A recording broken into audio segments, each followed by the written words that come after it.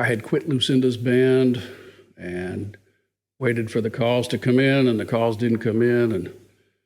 And then I was up for the Bob gig as the steel player. Through friends that were in the band, just part of it, through Buddy Miller and Larry Campbell and people like that.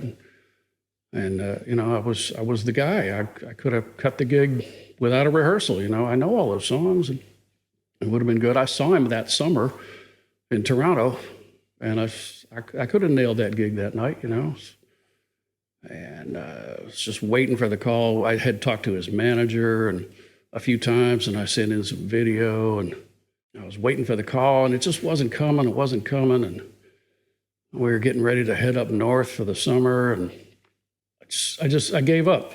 And then I found out later, like years later, that Bob had called my house, and the outgoing message on my machine, I had William Shatner singing Mr. Tambourine Man. It had been on there for years, I loved that track. It was just goofy, and Shatner in his inimitable way. And I found out that Bob had called my house and heard it, and he didn't know what it was. He thought it was me doing an imitation of him. He said, "I'm not going to hire that guy."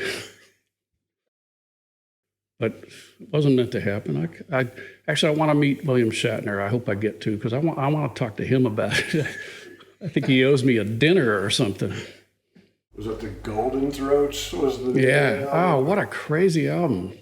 Leonard Nimoy and these people who shouldn't be singing were singing. And Lauren Green. Didn't Shatner do Lucy in the Sky with Diamonds? Probably so. I think he had an old album of that stuff.